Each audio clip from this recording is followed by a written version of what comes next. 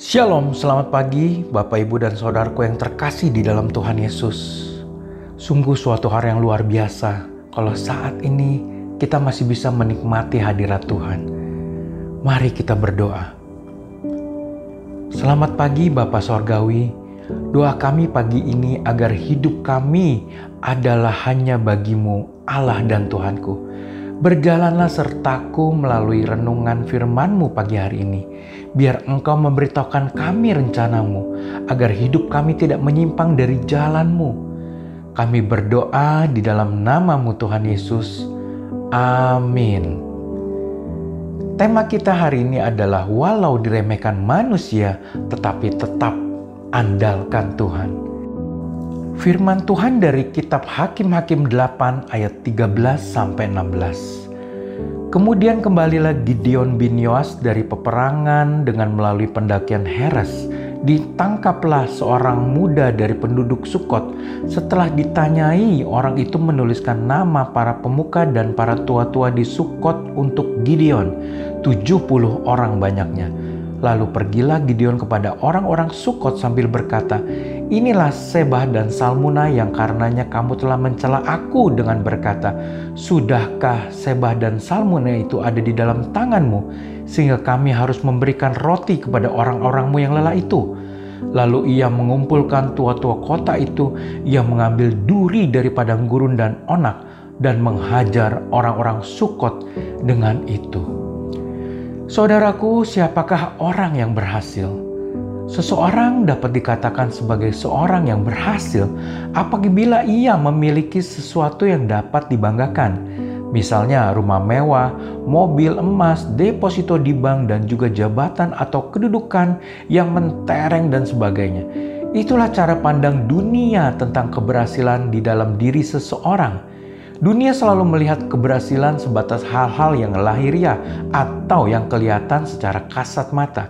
Tidak peduli apakah didapat dengan cara yang salah atau menyimpang dari jalan Tuhan, orang-orang seperti itulah yang dikagumi, disegani, dan memiliki banyak sahabat, juga saudara. Sebaliknya, orang yang sederhana dan tidak memiliki apa-apa menurut penilaian sesamanya, seringkali diabaikan dan diremehkan. Mungkin saat ini kita tidak punya sesuatu yang dapat dibanggakan. Jangan berkecil hati dan putus asa. Inilah yang dialami oleh Gideon. Ketika mengejar Raja Midian dengan menyeberangi sungai Yordan bersama dengan pasukannya yang berjumlah 300 orang. Sampailah Gideon dan pasukannya di Sukot. Lalu berkatalah Gideon kepada orang Sukot, "Tolong berikan beberapa roti untuk rakyat yang mengikuti aku ini, sebab mereka telah lelah dan aku sedang mengejar Sebah dan Salmuna raja Midian." Tetapi permintaan Gideon ini ditanggapi dengan sinis. Mereka sangat menyepelekan Gideon. Pikir mereka, apakah ia bermimpi bisa menang melawan orang-orang Midian? 300 orang dibanding 15.000 orang.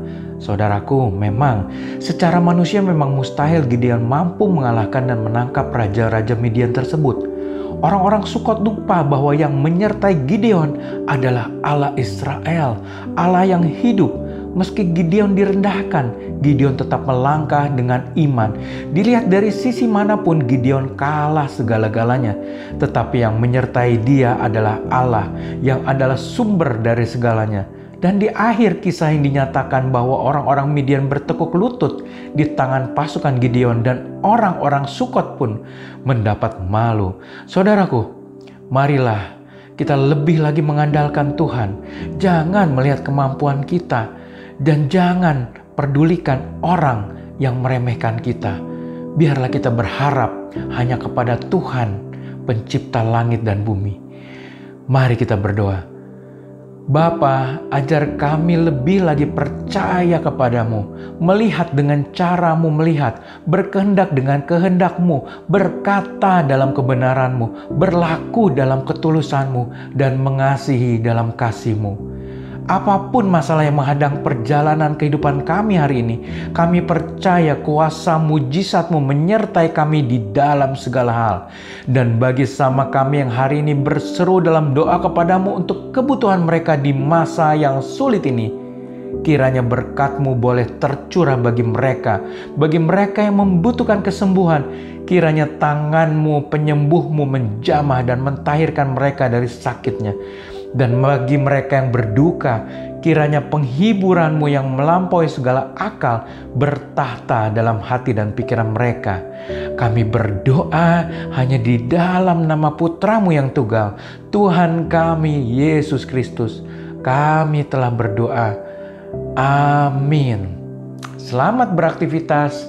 Tuhan Yesus memberkati.